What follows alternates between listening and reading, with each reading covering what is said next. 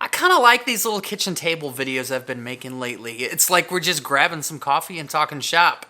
Speaking of which, today, let's talk about making some money. Let's talk about starting a photography business. Let's get into it.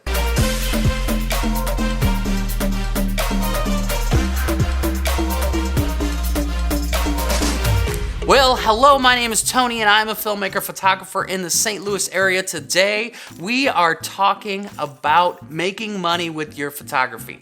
We're going to talk about some of the steps that I did to help me solidify my business when I first started off. And I promise you, if you go through just a few of these different things, you're going to start to see your business grow. Now, this is not like this secret plan. It's just things that I've done in the past that have helped me, and I want to share them with you. Before we get started about talking about all of this, I just want to share photography business is not the same as having your hobby. They're two different things. There's so many more things that come with it. The finances, you have to figure out how to send invoices, you have to figure out how to do taxes, you have to learn how to manage multiple projects at once. Say you do 3 shoots in a weekend, you have to work through, are you gonna edit one, edit next one, edit next one, or are you gonna be able to systematically work through that project management? There's all sorts of different things. That being said, I love having a business that I can use photography. I love being able to offer my clients, wedding videos that are just incredible that they watch every year on their anniversary. I love being able to walk into my friend's house and see portraits that I've taken on their walls. I love scrolling through Facebook and seeing profile pictures that I took, and they're really happy with the way that they look. And so I think that it's really cool that you're excited about maybe potentially starting a photography business, and I want to make sure that you do it right. So I'm going to pass on just a few different things that I've learned in the past. They're not magic, but I think that they'll help you. The first thing is that you need to start doing what you want to do. And what I mean by that is if you want to be a portrait photographer, you need to start taking portraits. Before money is even exchanged, you need to get that experience. You need to be able to learn how to shape your subjects so that they look the best in the frame. You need to learn how to edit. You need to learn how to be able to create and pass on quality content to your clients. All of those things happen by just shooting photos. And so it just surprises you. I've had people come up to me and say, I'm ready to quit my job and start a photography business. Well, let me see your portfolio. Well, I don't really have anything. It's like, well, you have got to start doing what you want to do before you start charging money for it. My suggestion is you need to have at least 5 solid, say, portrait shoots, or maybe you want to do music videos. 5 solid music videos that you're proud of, you feel like they are professional quality before you start charging. And this does a couple things. Like I said, it helps you get that experience of knowing what you're going to be able to do. It also helps you kind of dial in your style. How are you going to shape and form your subjects? Is it going to be mostly candid? Are they going to be mostly posed? When it goes back to music video, what is your style? Not necessarily music style, but what do your videos look like? Are your portraits moody and dark, or are they bright and airy? And when you start doing these multiple shoots for free, it will help you dial in those styles. It will also help you define your niche. What do you really love to do? What do you get excited about? And when you just start doing this, you're gonna really realize, okay, maybe this is something that I want to do, or maybe this is something I don't want to do. So those are all really good things. Other thing that we should be doing is once you've got a bunch of experience and you've really decided where you want to go, it's time to start registering your business. You need to get legal. And the reason why is we spend thousands of dollars on gear. And it only costs, here in Missouri, I think it only cost me $70 to register my business as an LLC. And what that does is a couple things. One, it protects me so that if, say, I'm shooting a wedding, or let's say you're shooting a wedding, photo, I don't care, video, whatever, you're shooting your sweet aunt's 5th wedding and one of her ex-husbands just happens to trip on your tripod at this wedding, and he can sue you for your business and everything in your household too if you're not careful. And so we want to be really careful of that. We want to make sure that we're legal, we're legit, we are doing everything ethical as well. And so I would suggest look into what your state requires, or your country, wherever you're at, of what it looks like for you to get registered as some sort of limited liability corporation or whatever it is. But look into what does it mean for you to become registered as a business. Other thing that you need to do is you need to buy a website. I mean, I have Squarespace. This is not sponsored. I wish it was, but it's not.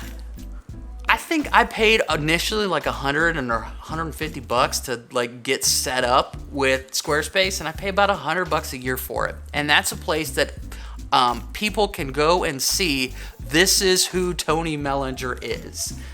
You can register a domain, you can get a legit email account, all of those different things with a website. And it's really not that much money. And it will once again help you define your style. The way that your website will look is what your clients are expecting from you. And so it's a place to share your portfolio. It's a place to just look like a real business. And so spend some time and dial in that website. And while you're at it, you might as well set up social media accounts specifically for your business as well. And what this is doing is it's helping you establish who you are as a creative. It doesn't matter if you're doing photo or video or some other kind of, creative business. You need to be able to help people see what you see and what you're excited about. And, at the end of the day, even if you don't have it all together, none of us do. So just get it out, just get a website, make it look professional, and everything else will fall into place after that. All right, let's keep going here. The number 3, we need to kind of figure out your workflow.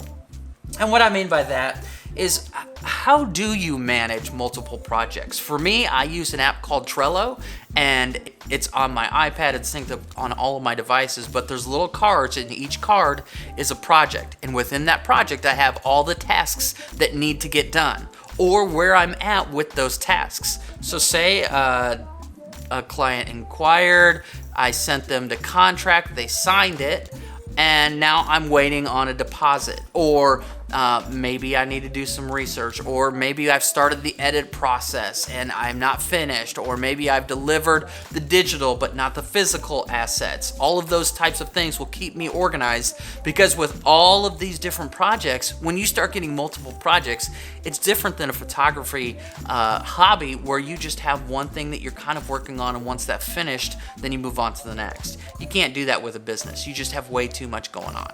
So how are you going to work on that workflow? The second thing is, how are you going to back up data? Are you going to keep it forever? Are you going to use cloud services? Are you going to use physical hard drives? You got to think through. When you start doing photography, I did a wedding. It was a terabyte. It was a terabyte just a couple weekends ago. And what am I going to do with all that data? Well, I got to figure out all that. Other thing is that you have to figure out your system for shoots. How do you hire second shooters? What is important to you? Do you only shoot during golden hour? I do. I've got clients that call me and say, hey, I'll give you money. We need to shoot at noon. Sorry, ain't gonna happen. You need to figure out what are some of the things in your workflow that are must-haves. All right, well, if you just start implementing some of these things, I promise you, you're gonna start developing who you are as a creative, and you're gonna help start defining what your business will look like. Even before we start talking about money and transferring money, all of that stuff, you need to be dialing in who you are. Notice I didn't say anything about gear. I didn't say you need to buy a new camera or a better lens. That stuff will all come in the future. I once told somebody, Amberly, you might even be watching, but she had a 6D, Canon 6D with a 24-105 and a 50 mil. That is plenty gear to start making money with photography. And I told her, don't buy a new camera until you have more than paid for that new camera. Otherwise, you're just wasting money, because the camera that you have will more than likely work. Another thing that I didn't say is don't quit your day job. There's nothing wrong with slowly ramping up a photography business while keeping your day job, because maybe you might not even like it.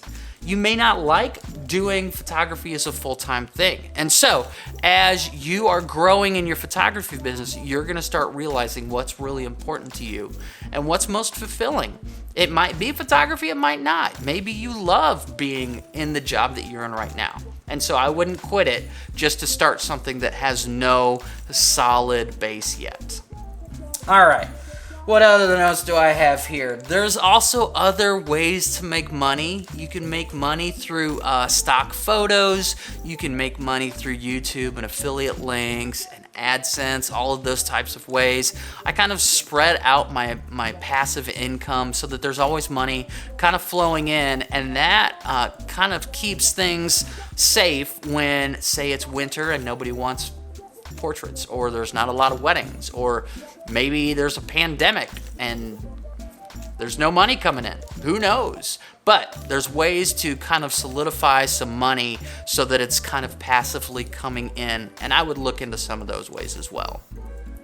And then once you have all of your groundwork laid out, then is when you need to really start thinking through, what do I want to charge? What is my time worth to me? And what is the product that I'm giving to my client worth to them?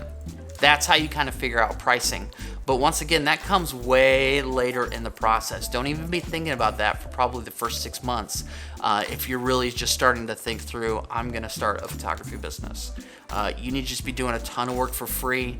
And what that does is it gives you a lot of experience, and it also starts building your word of mouth. Eventually, people that you don't know will start coming to you and say, hey, I saw so-and-so's photos and I love them and I want some just like that.